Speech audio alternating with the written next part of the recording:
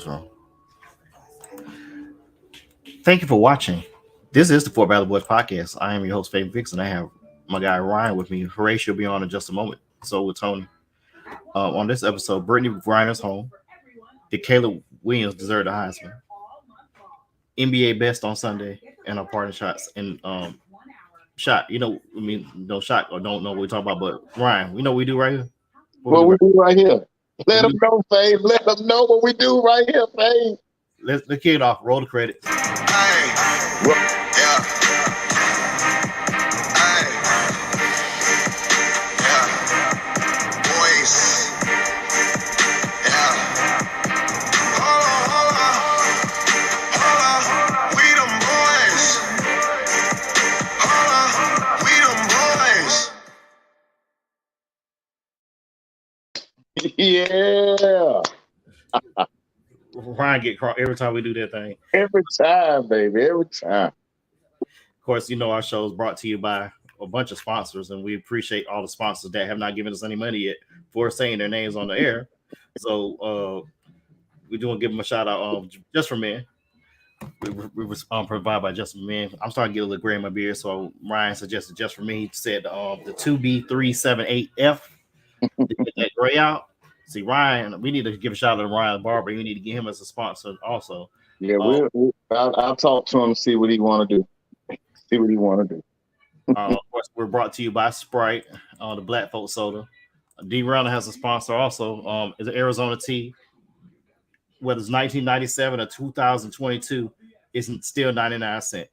Arizona tea. We also brought, of course, you can watch us on Wednesdays and Sundays at 9:05 p.m. You can follow us on Facebook, follow us on Twitter. You can not Twitter, YouTube.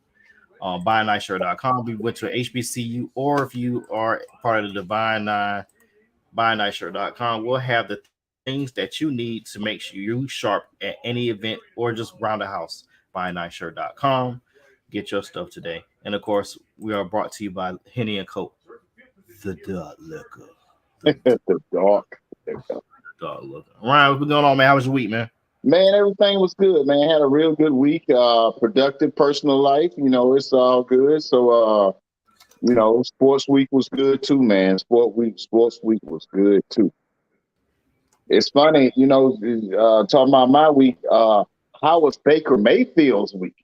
I know we're gonna talk about that on Wednesday, but that was crazy that he got fired on his day off on Tuesday. Got hired on Thursday and won. Mm-hmm. And won. That's amazing. That amazes me right there. Sean McVay said it best when they was in the locker room. He said that man been here all of 10 minutes and won the game. and this is gonna be a pre-show because I know we might bring it up on Wednesday, but Josh McDaniel looks bad with all of this.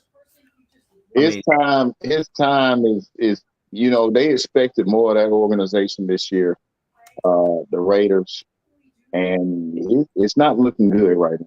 It's really not looking good right now. And it's you go out, you get Devontae Adams, which was a big splash in the offseason, getting him from he was a free agent, but everybody wanted him to re-sign with Green Bay, and but you weren't going to be able to pay both of them. You had to either pay him or you had to pay Aaron Rodgers. And they let him go, and it's not paying the dividends like you thought it was going to pay. Yeah, and that's the crazy thing. I mean, it made sense at the time to let him go because I understand why he left. Mm-hmm. He didn't know what he was going to do, but you could have went anywhere. I would have thought if I was him, I would have went to Kansas City. I would have said Kansas City, give us. I mean, because they lost Tyreek Hill, it would have made the most sense for him to go to Kansas City. Am I crazy thinking that? No. It's not. It's just when you have the thing. It's a contrast in styles with them too. You're gonna have you got your speedster because when Tyreek Hill came into the league, we didn't know what he was gonna be. A lot of people, he played running back in college. He was like that slash guy. He was like the modern day Cordell Stewart. You're gonna play a little running back, a little wide receiver. You can throw the ball a little bit. But now Devontae Adams is, he's a receiver. You may give it to him on reverse, but outside of that, you ain't line him up in the backfield or nothing.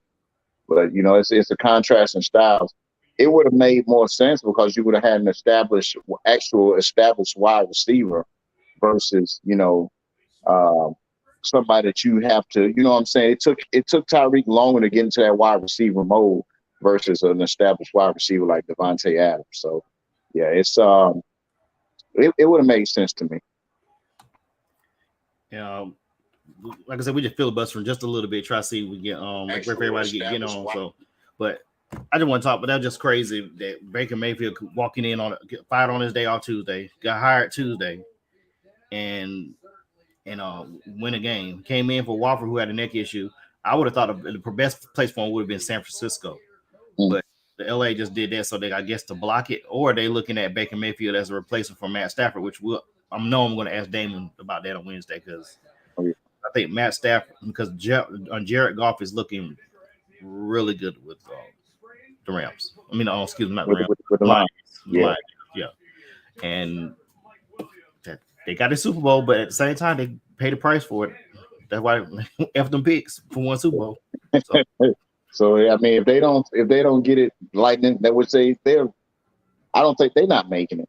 So I mean, unless they just try to plug holes that they had this year, next year, this was a bad. You got you reaping what you sow. You got your instant reward, and now you're reaping the bad stuff, and you're not able to move like you want to move. So that's the only thing about that type of deal. Whenever you put all your eggs in that basket at that time, and this is what you get. This is exactly what you get. Yeah, like I said, it's gonna be a hot plate of topics on Wednesday. I'm gonna start with a little bit of NBA before we get into the heavy topics. Go to a little Sunday recap. If you do not know by now, the New Orleans Pelicans are coming. They are the number one team in the West. They just beat the Suns twice because the NBA's created like this baseball type series with teams that play multiple times. Mm-hmm. They play home 2 home games at the same stadium, so that way one, it cuts on travel, cuts down on cost. But they gave them the business Friday and Sunday with that, especially with that 360 dunk that Zion did on Friday night. Yes.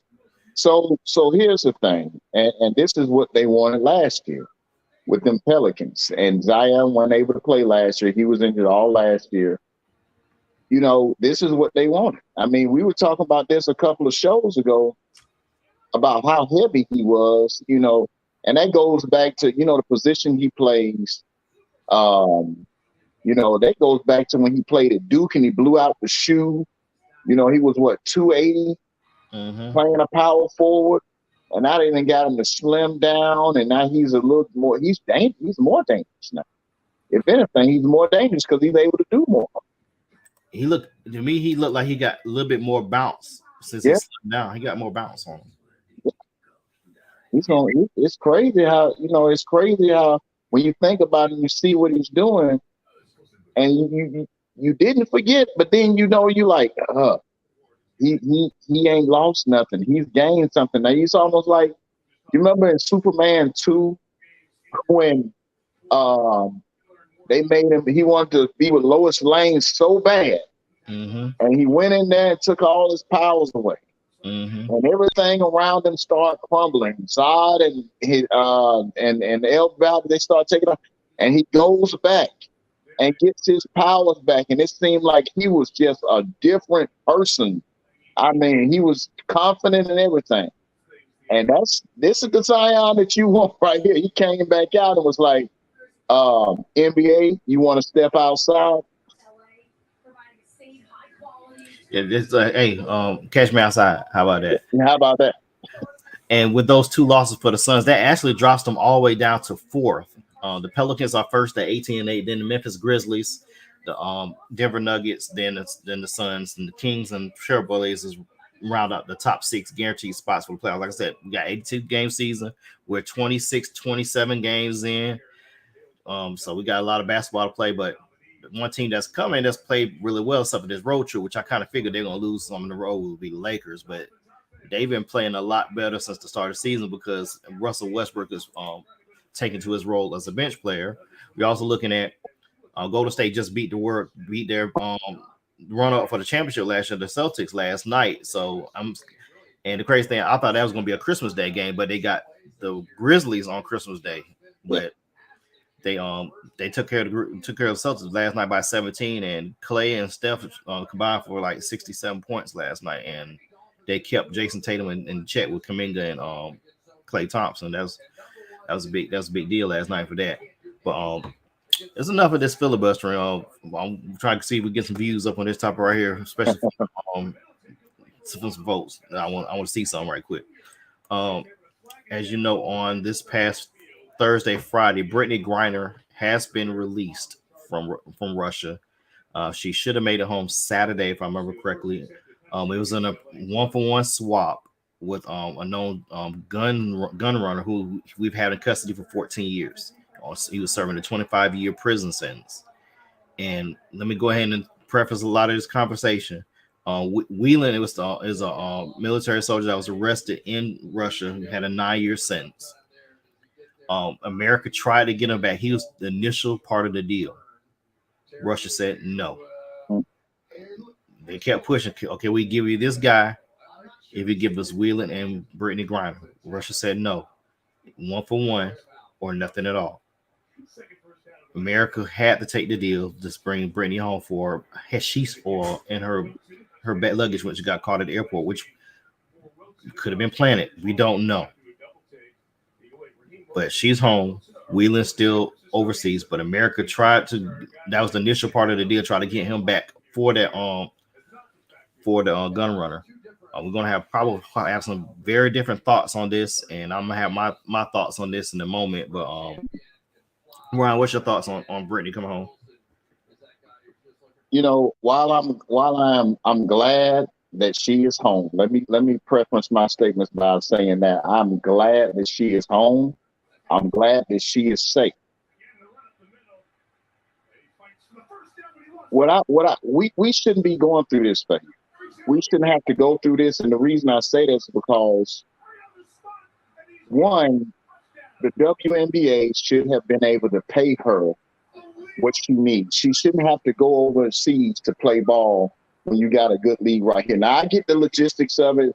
They don't draw as well. I get that. And so it's a necessity. But when you go overseas, do what they do. Don't do what we do over here. Do what they do. I'm glad she's home. I'm glad she's back. It was a 1-for-1 deal. In the midst of everything else going on over there, I'm just glad she's out of it. But we got to figure out a way to get everybody back home. She is home, but simply because it's been sensationalized in the media. And I'm sure, like myself, nobody else knew about the other Americans that are over there. But until we start talking about Brittney Griner and bringing her back home and things of that nature. So, you know, as glad as I am that she's home, we cannot continue to put ourselves in situations like this. It reminds me of when, and it's been a long time, it has to be about 30 years ago or so, young man went over to Korea and did some vandalism. And they tried to get this man home because they were finna punish this man. They punished him, ended up punishing this man by caning him. And they tried. This is what I'm saying. Do not go overseas and act like you ain't been nowhere. And she shouldn't even been over there. She went over there, her little vape, whatever. Don't do that stuff while you're there. Or discard it, whatever. They don't let you have certain amounts of shampoo in American airports. So what makes you think you're gonna take this cannabis over there? That's me though. But once again, I'm glad she's home. Let's use this as an example of what not to do. But glad she's safe, glad she's back home. There's a lot of things people have been saying because they're saying she put herself. It doesn't matter. It doesn't. This is a political move by Russia, Exactly. and and if anything, they should have just fined her. And one thing about on those overseas leagues, those teams could have they made a phone call and say, "Hey, come on now," and got a drop. That's how that works. Problem is, there was a black African American queer woman Yes. in Russia. She was targeted as a face of somebody being arrested. That's all this was. That's why you didn't hear about Wheeler and all the other folks. They had somebody that they could put a face on somebody in their jail, and it happens to be a black woman who happens to also be gay. And on top of that too, you know, when we found out that she was being detained, that was at the heights, very, very beginning of the Russian conflict, you know, that's over there too. And as we as we try to ally with be an ally, you know, they don't like us anyway. They've never liked us. So when we try to be an ally, you know, that's one of those things that you know they were going to use that on their leverage as well. So like you said, it's all political. It's all political. And think about it, none of us knew she was being held until a month after she was detained. Right. Right. And she wasn't considered a wrongfully imprisoned person, or I can't remember the terminology they have said back this summer, until after 4 or 5 months. So I get it. Folks want Wheeling home or whoever else is overseas, but at the same time, we got to get everybody home. And America tried to get Wheeling home for months, all before even really Brittney was even detained. Right. And like I say, that could have been a slap on the wrist. But 9 years, like I said, black woman, yep. Queer. There's your answer right there. Black woman, queer. And for the folks that I've seen on my timeline said some stuff like she put herself into this. So what you're saying is, of course, I'm gonna have a slight bias in this because I'm a father of 4. I'm a husband. I'm a straight male husband with 4 girls. And what you're saying is women's rights and women's freedom don't matter to you. Bring the white man home. That's basically what you just said. That's basically what they said. That's basically what you said. And if any of my friends that's watching this and you disagree with that, that's what you said. You said lead the black gay girl in Russia. That's basically what you said. I don't need to bring no scenarios in this. I don't need to say what if this was your daughter, or if this was your wife, or if this is your mother. You basically said lead that black gay ass girl in Russia. Bring the white man home. That's basically what you said. Simple as that. That's basically what you said. And if anybody that's watching right now, you go ahead and type your comments in there. Tell me, am I wrong thinking that? Am I wrong saying that? Because that's basically what some of these people, that's basically what their thought is. Lead black gay girl over there. Leave over there. Which means you don't believe in women's rights. You don't believe in our black women. You don't believe in LGBTQI+. You just said basically we're gonna lose Arizona to you. You basically said fuck her. That's what you said. Oh, well, and my comments meant this, you know, whenever we didn't, let's use, we don't even have to use Russian as an example. We go over to Italy. And you know, Italy has been stricken by COVID. Really, really bad, like really bad. To where they had quarantines. So we go over here and acting like we're not gonna do the mask mandate and they decide to detain us. Just follow the rules, follow their rules. We've gotten so to the point to where we live in the land of the free, the home of the brave, quote unquote, to the point to where we have like that. We take that everywhere. No, let's make sure we following these rules, because what happened to her, what happened to these other people It could happen to anybody. It could happen to any one of us. Go on vacation overseas and don't follow the rules. See what happens. And the embassy only going to be able to do so much. The American embassy is only going to be able to do so much. You didn't follow the rules. This part of this is going to be part of my parting shot with something I saw today also, and it took me aback a little bit, but it's going to all tie in together. I'm not going to give it away, but I really want to get Horatio's thoughts on this when he gets here. We might have to just circle back to this topic. So if you're still watching the show, just come on back, invite your friends, tell your family. Don't forget to subscribe on YouTube. Also, we try to get to 1,000 subscribers so we can get some money. So we got to get that money. So YouTube it. Fort Valley Boys Podcast. YouTube. Tell your friends, tell your wife, tell you whoever. We'll circle back to this in a minute, but Heisman Trophy was given yesterday. Usually goes to the best player and the best team, which would have been Georgia, but Stetson Bennett is not a Heisman worthy candidate, but somehow he had 36 first place votes, and CJ Stroud had 37 first place votes. I'm trying to figure that part out. And CJ Stroud's stats are way better than Stetson Bennett, but Caleb Williams is the winner. Max Duggan was second. Caleb Williams actually ran away with it. He was the best player that was the most influential for his team. You know what? When you think about it, man, it's. I think he deserved that award because when it came crunch time, outside of the Pac-12 championship, I think outside of that, he stood up for his team and he delivered. CJ Stroud was a preseason favorite to win the Heisman, if I'm not mistaken. And they did really, really well. They did really, really well. I think they struggled in some games more than Caleb Williams.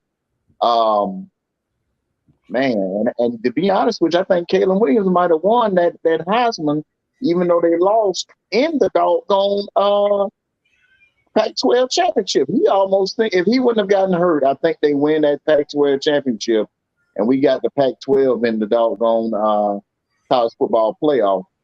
Because that first drive, when he took him down and he scored and he ran, he looked like the best player in America to me at that time.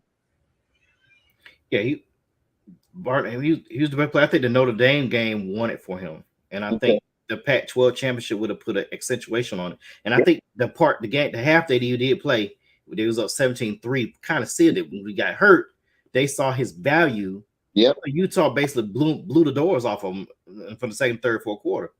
He was USC football. Remember, to get Notre Dame, he had 3 rushing touchdowns. Yes. 1 passing, 3 rushing. And to me, that just considering he switched schools, same offense, of course, because of Raleigh and NIL and all this stuff, but nobody's gonna talk about it. But he was, to me, he was the better quarterback. Max Duggan, of course, their conference, the Big 12, is basically, run and shoot, like in Atlanta, the basketball state, the basketball gym, run and shoot. That's all the Big 12 is. They play good defense. They have 5 wins out of 6 versus top 25 schools. And Max Duggan, of course, the opponents in the Big 12 are not like Pac-12, but the Pac-12 is not that great either, but they're more sustainable than what the Big 12 was. And plus, it was USC quarterback, fancy offense. Yes. And plus, he's a sophomore. If you notice the trend now, I'm gonna look it up in a minute. I think over the last 10 years, I think we haven't had a senior win a Heisman since I think Devontae Smith, maybe. Yeah, that sounds about right. One of the last 12 years. I'll look that up in a minute. But oh boy, shot producer. Since we can't get shot here, we got shot producer. What up, Bo? What's going on with you, boy? And What's up? Hey, I had to jump on. They were talking about my quarterback, so I had to jump on. Appreciate it. Go ahead and speak your truth. Man. Go ahead and speak your truth. Okay, we talk about elevated stats and fake stats. Horatio always talk about, fourth quarter you're down, you're throwing the ball 20 times a game. So I'm gonna tell you about stats and his stats. I wrote this down just for you, Fade. Stetson didn't attempt a fourth quarter pass against against 6 of the teams he played. He only attempted one fourth quarter pass against Tennessee and Georgia Tech. So that's 8. What? Hush, girl. That's 8 games he can attempt one fourth quarter pass against AP top 25 games. 73% completion percentage, 1,400, almost 1,500 yards, 13 touchdowns, 4 rushing scores, no turnovers. He shouldn't have won a Heisman, but he should have been in New York. That's all I'm saying. Yeah, he was there. You got a free play, right? He should have been there. Yeah, I agree with you. My thing with Stetson is this. That's the most amazing story in college football. For the past 2-3 years, that is the most amazing story in college football. If you know what we're talking about, then y'all chime in too. But I mean, a former walk-on left Georgia, went to junior college, comes back to Georgia. Wasn't even the starter last year. In the beginning of the season, it was JT Daniels. JT Daniels goes down. He inherits the job. Not only did he take the reins of the job, he won a national championship. This year, it's his job. He takes the helm of the job. They are gangbusters. Now, he got help now. One thing he had to do last year was he had to find his help, and Brock Bowers came on like gangbusters last year. You had Lad McConkey come on like last year. Now, you had that same offense last year, pretty much the same offense this year, and it's better because he knows the people. He has command of the offense. So that's why I believe his nomination, as much as you and I agree that he should have been there, I think that was a legacy achievement award, and I agree with it, no doubt. Because his stats, him and Max Duggan, and I don't understand how, since people talk this bad about Stetson, how did Max Duggan get to be second? And I think Stetson had better stats than Max Duggan, if I'm not mistaken, or they were right there together. I'm pulling them up now, but I'm not saying that Stetson don't deserve to be there, but realistically, if you bring up inflated stats, did you show how many times he played in the fourth quarter in those blowouts? Yeah, he didn't really play in the fourth quarter. Yeah, I'm not talking about Stetson. I'm talking about Caleb Williams. Oh no, I'm happy. I know Caleb Williams is a man. Oh, he didn't have the trophy winner. That's no disrespect to him. I just want Stetson to be in the top 4. A lot of Hendon Hooker hype is Hendon Hooker should have been there. He should have. But I watched Tennessee play a game. There was 3 scores, and my wife just threw something at me, y'all. She from the country, y'all. Excuse her. Oh, don't do that. Don't do it like that. Don't do it like that. Don't do it like that, bro. But I watched Hendon Hooker in Tennessee run it up on a couple of teams, Kentucky. And I want to say somebody after Georgia, they lost to Georgia, they ran up on fourth quarter, just throwing the ball. Missouri? Yeah, I think it was Missouri. Yeah, shot called those inflated stats. I mean, just throwing the ball for no reason. Like I know, when Kirby get a lead, when he think he got a team, he's not gonna throw the ball no more. He's gonna run the ball and try to get up out of there. It's not sexy football. Max Duggan stats: he threw for 3,300 yards, 30 touchdowns, 4 picks. Stetson Bennett 3,400 yards, 20 touchdowns, 6 picks. He averaged 196 yards a game versus his rating versus top 25 teams is 196. 900 yards versus pass yards versus AP top 25 teams. 68% completion percentage. Max Duggan 65% completion percentage, 148 passer rating, 62% completions, 1,500 yards, 1,550 yards versus top 25 opponents in AP. 13 touchdowns versus AP top 25. Stetson only 8. So they about even. They about even to me. Yeah, they are about even. But I thought CJ should have been second, not Max Duggan. I thought CJ Stroud should have been second. CJ Stroud should have definitely been. I think they looked at his loss to Michigan and the clunker versus Northwestern, as a ding for him, but he should have been second if anything. Because I'm gonna pull up his stats now. See, I need a producer, man. I really do.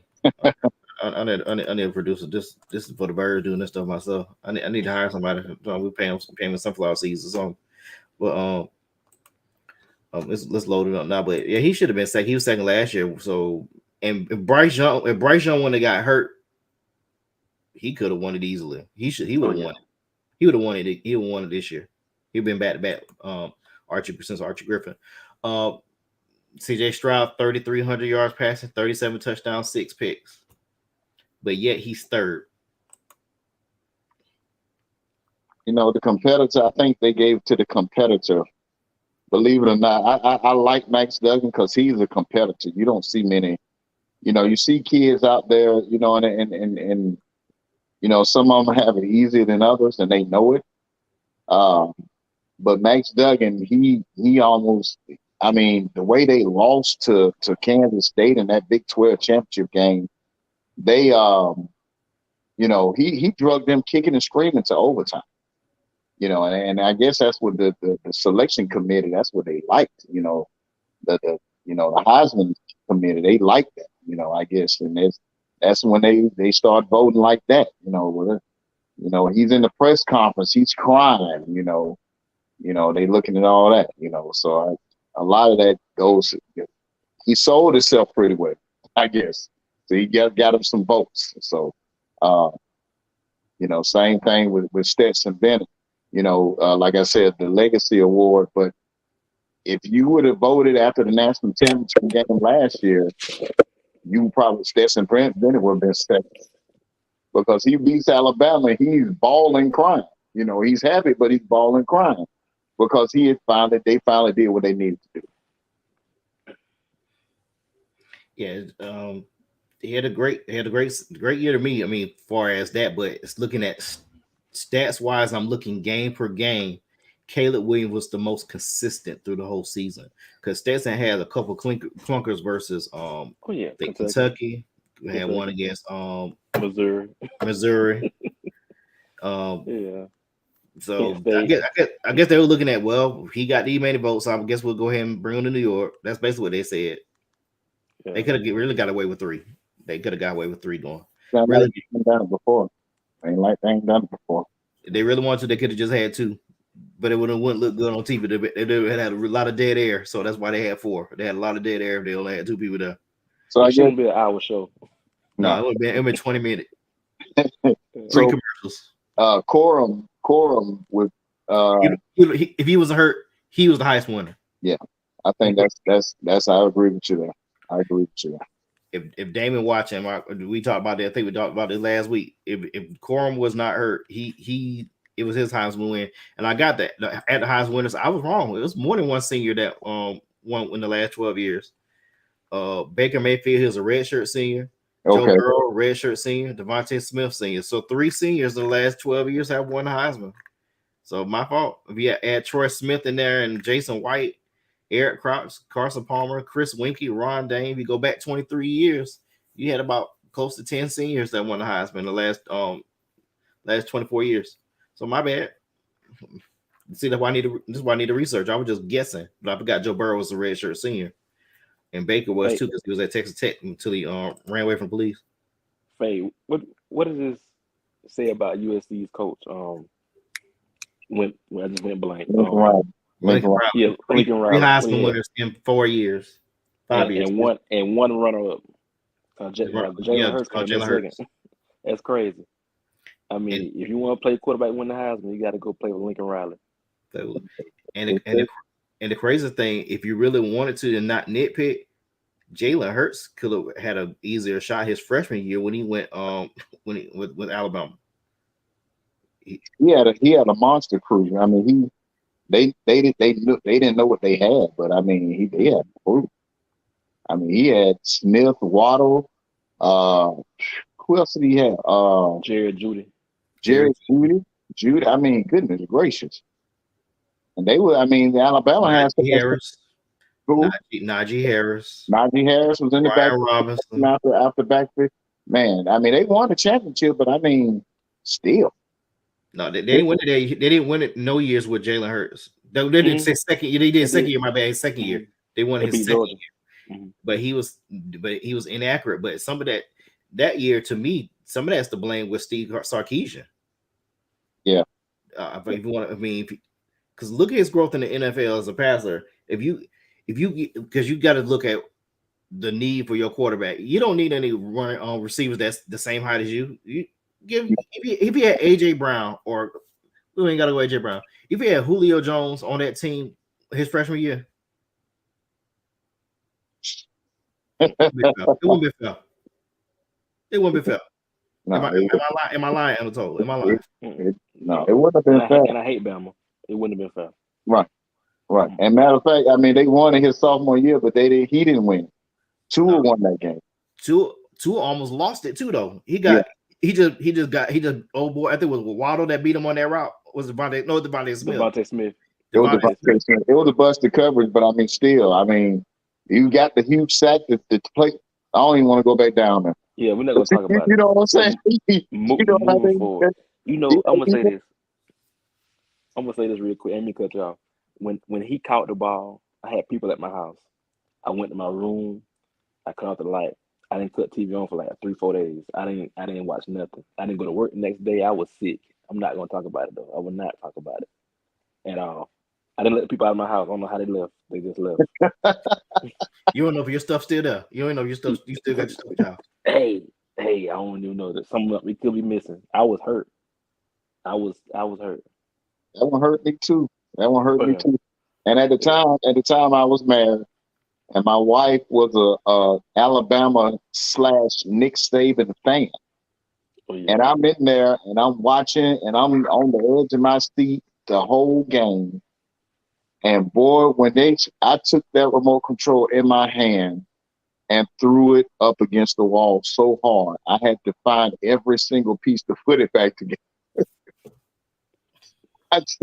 I just lost it, because when that happened and she's watching the game too, and you hear her downstairs just hollering, enjoy.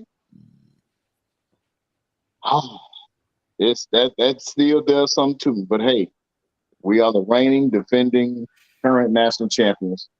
So until otherwise, I will rejoice in that.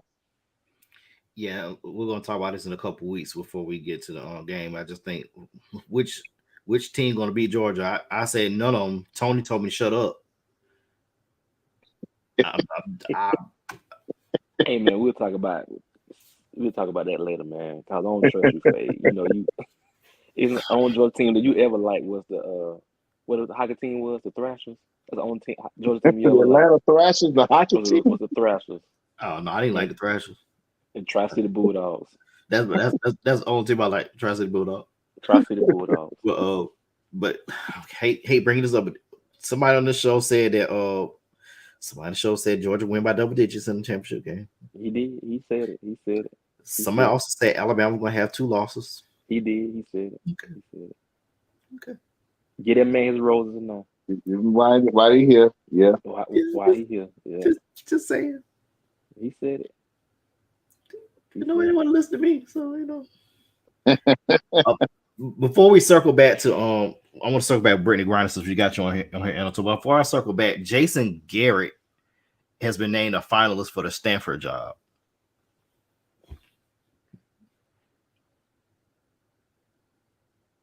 Cowboy Jason Garrett? Yeah. Giants offensive coordinator Jason Garrett? That guy. Did he go to Stanford? No, he went to Preston. Same thing. Yeah. Stanford a tough job. It's a tough job. You know what? True fact. My little cousin, he's from Bainbridge, Georgia. He plays receiver. His name is Marion Borden. He's committed to Stanford to play football. Very proud of the kid. Very smart guy. GPA out of his world. He went to visit Stanford. Had offers for Notre Dame, a lot more schools. He saw Stanford, fell in love with it. He didn't visit any other schools. Won't talk to anybody else. He says it's a beautiful place, but he is a great student. You have to be like You got to get in Stanford to play football there. It's a tough job. Mm-hmm. It's a tough job. Is it tougher than Notre Dame? Yes. They don't take early enrollees or nothing at Stanford. He can't go to school until June. And he is a smart kid. I mean, he has been smart his entire life. His mother has a PhD. I think his dad really good, strong job as well. And he can't go to school early. It's a tough job. It's you know, like Anatola was saying, you got to get the academic requirements, and that's the thing about, you know, there's a huge rift there. You know, you're gonna have 1 or 2, 4 or 5-star players, but you're not gonna have as many as say Alabama or Georgia because of the academics there. You know, there's a little more leeway in those schools than it would be say a Vanderbilt or a Stanford. You know, and that's you know, you play with what you can get. You hope you have a guy that's gifted academically and gifted athletically, so you can have you some decent players. But a lot of times it doesn't equate both ways. So, you know, you just gotta, you know, you gotta take what you can get. Best of luck to Jason Garrett, because that's gonna be something. That's something. There are a lot of people that have gone. Matter of fact, Ty Willingham did Stanford and Notre Dame. And I mean, those are 2 tough jobs. Those are just 2 tough jobs, simply because of the academic requirements.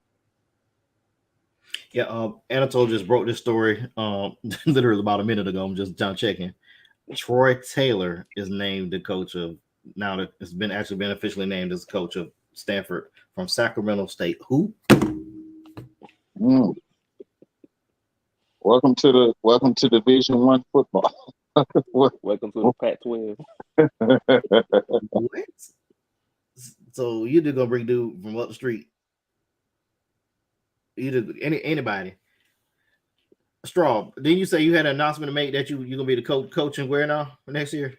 Right now I'm gonna be in the XFL. I'm gonna be one of the head coaches in the XFL, and then from everything else, I'm gonna be an analyst. I'm gonna be an analyst coach, and then the next NFL opening, I think I'm gonna apply for that. So right now I'm on an XFL analyst, and me and the owner of the Houston team down there, we're good friends.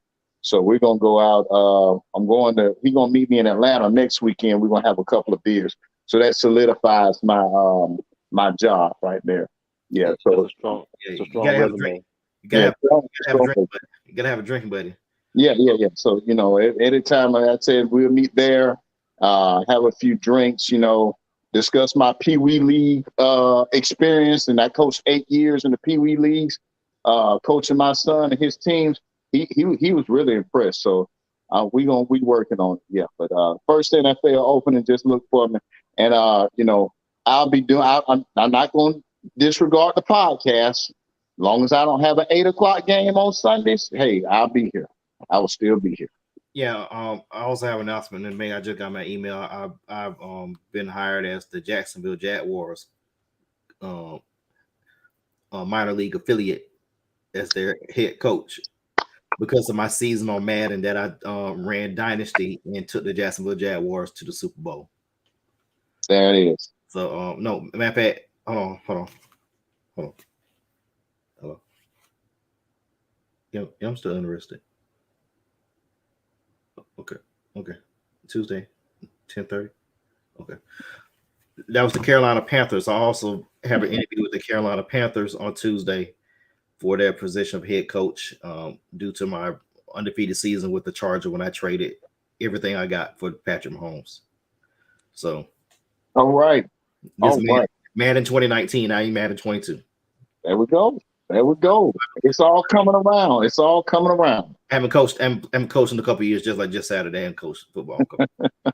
Anyway, so Jason Garrett, you're not finals no more, so we get rid of that header. I'm gonna circle back before we get to our party shots. I'm gonna circle back with Brittney Griner. And so, what's your thoughts on her coming home? I'm I'm happy she came home. As you know, Faye, I have two daughters. Shoot, yeah, three daughters. I have stepdaughters, so I have three daughters. So I always told my daughters, you gotta be, better than men, better. Black females have it worse than anybody. They're at the bottom of the barrel. They get it worse than black men, worse than any other ethnicity. So you got to be better. I'm happy she's home. Now I will say this. I heard what Straw was saying. You gotta abide by all the rules and laws. I was in South Florida for my daughter's graduation, high school graduation. I had a bottle of shampoo in my bag, and they threw it out. Well, body wash in my bag that threw it was too big. So I know she wouldn't have a vape pen if she was in America, but that's neither here nor there. I mean, she's in this since February. Bring her home. Um, I've seen the stories. I've seen the comments. They traded Brittney for the villain on Call of Duty or whatever. I've seen all the jokes about it, but when it first came out, it was an outcry for her to come home. But now it's like, okay, we brought her home, but we didn't bring home the Marine, which I hate he's over there. And just like Straw said, I did not know he was over there until all this was going on. And I'm sure there's other people, detained other places as well. But Russia just was playing hardball. She, like I said, she's a star overseas. She's a star everywhere she goes. And all they had, like Fabian said, all they had to do was just make a phone call. She'd have been free. But because of the war, because America is helping the Ukraine, they try to make a point of what they're doing. So it's a mixed bag, as people say. But I'm happy she is home. I'm really happy she is home. I hate she had to cut her hair because for most people, your hair is your strength. She cut her hair to get ready for the winter. So she probably didn't think she was coming home herself. Um, I just can't imagine being in Russia. Can't really speak the language from February to the 1st of December. That would be, and you're worth $500,000 or whatever, $250,000, and you're detained in a jail. You're 6'6". That's probably the worst time of her life. So I'm happy she's home. If you're gonna do it at home, Brittany. That's all I got to say. If you're gonna have to do it at home. That's it. I just it's more than the head sheets on. Like I said earlier, it's more than that because, like I said, we didn't know she was detained for a whole month, Yeah. and then the Ukraine war hit about right after that. Hmm. And like I said, she's black, African American female, queer woman who plays basketball. And she's been going over there for years. She's never been pulled. Think about this now. We're talking about do it at home, but let's assume that she's been doing this. She was never detained before. Right. Right. Why now? Because they knew they were going to war with Ukraine before the month before. Just that simple. And they wanted to see what America's going to do, and they used her as a ticket to hold over, used her as a pawn to be the face of um, detainees overseas, especially Russia. They flex their muscles, they play hardball, and it is what it is. We do this coming. It just happened to be if this was Becky Hammond that went over there, who has dual citizenship in Russia. Folks, if you don't know who Becky Hammond is, look her up. She kind of just won the championship in her first season with the Vegas Aces. She should have been the coach in the NBA before any of these other male candidates should have been a coach. But that's neither here nor there yet. But y'all don't want to hear that though, because possibly the one that put the post these things about Brady knew what she was doing. That's you just showing some type of male toxicity right there, because you basically say leave that black girl over there, leave that gay girl over there. That's basically what you said. I said it earlier. I don't know if you caught that answer, but that's basically what they said. That's basically what these guys that posted that said. But if this was Becky Hammond, what would they have done? Your own citizen, dual citizen. What would you have done? Let's be for real about that. We already know. I know it's rhetorical. Mhm. It was rhetorical. That's why I use Becky Hammond, because she has dual citizenship. Matter of fact, let's not do that. Mia Hamm, Scarlett Johansson, Betty Sue from Sioux Falls, Iowa. What will you have done?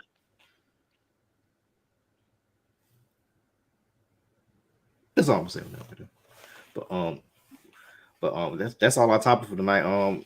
Straw, what you got for our parting shot? Man,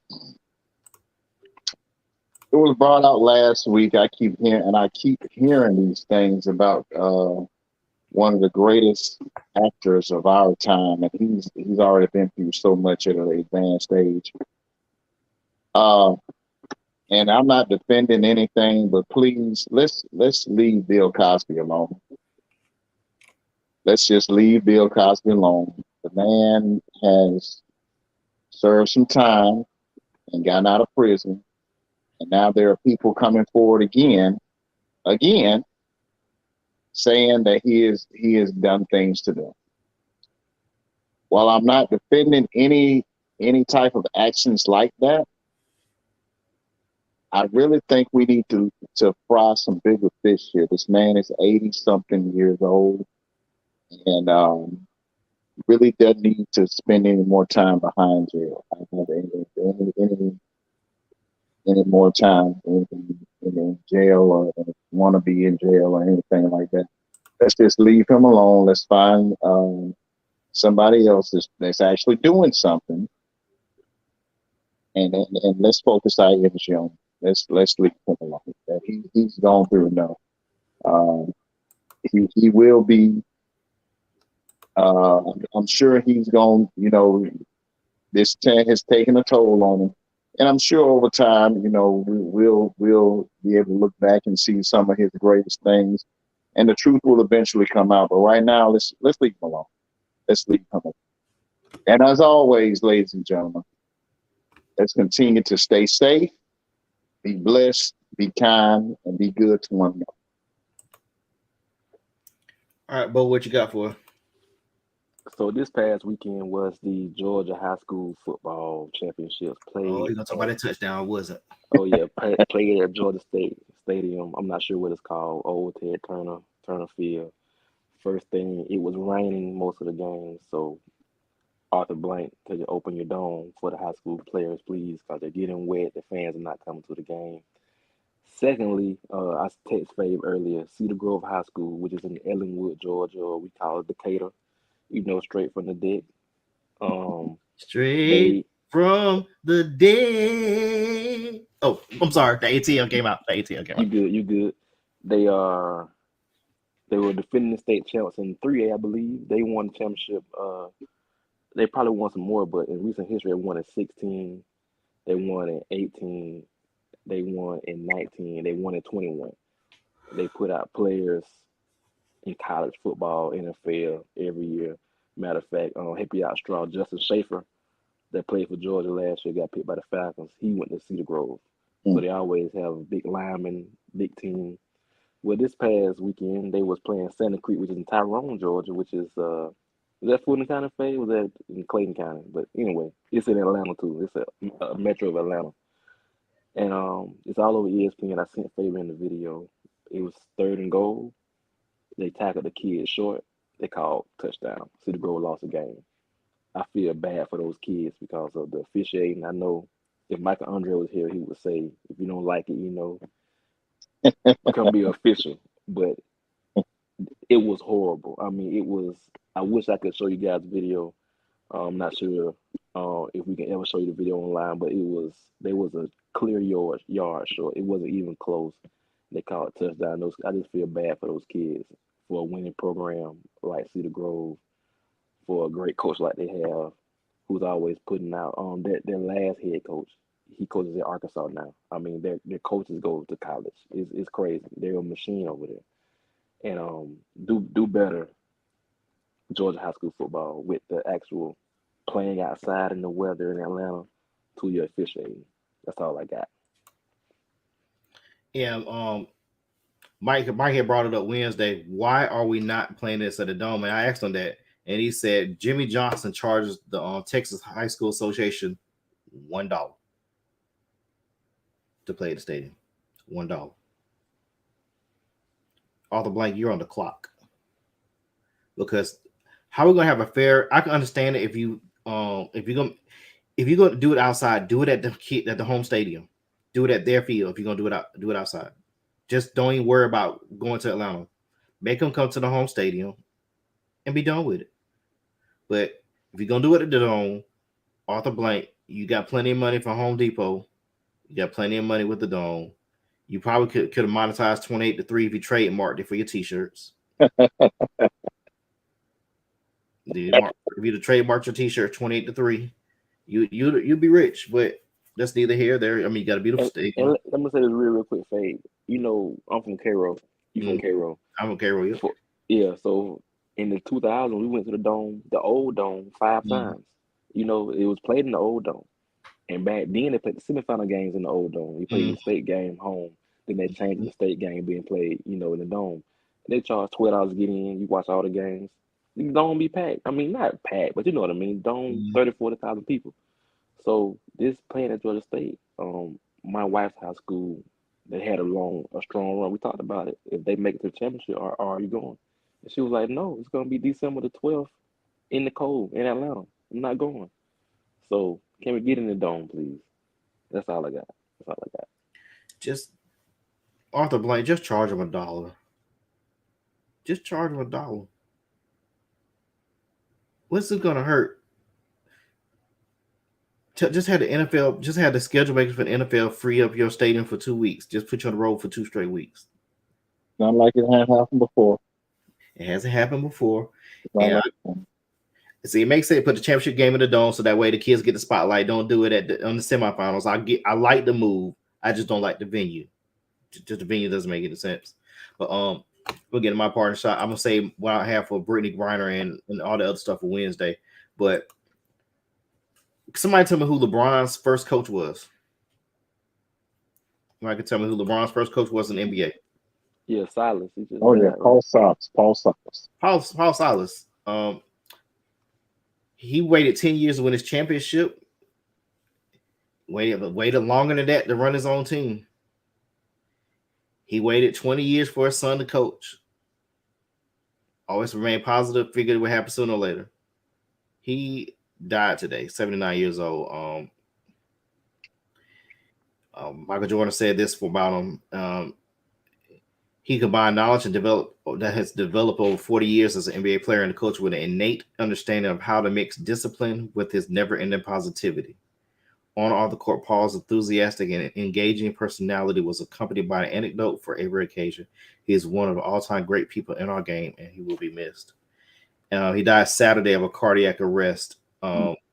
If you ever seen Paul Silas, that is a big joker. That joker is huge. And the one thing that LeBron needed his first year was stability, integrity, and competence as a coach. Remember, he coached him his first 2 years in Cleveland, and he went to Mike Brown. Why they got rid of Paul Silas in the first place, I don't know. But somebody that won 3 championships deserves the credibility, deserves the opportunity to keep his job. He was a stand-up guy. He was awesome. And just think about his offspring, his son, Steven Silas, who's coaching the Rockets, who probably fired after next year.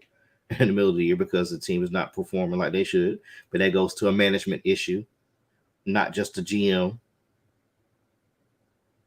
Mr. Furtado, you're on the clock, even though you're an owner. You are a devout Trump supporters, but this is not about politics on this show. I'm sorry, we don't talk about politics on this show. I'm sorry, we don't talk about politics on this show. My bad, we don't. But Paul Silas is a treasure that the NBA has lost, and our thoughts and prayers with his family, and just hope Steven can make it through the season. I want to thank you for listening to our show tonight. Of course, you follow us on Facebook, For Valley Boys Podcast. Follow us on YouTube.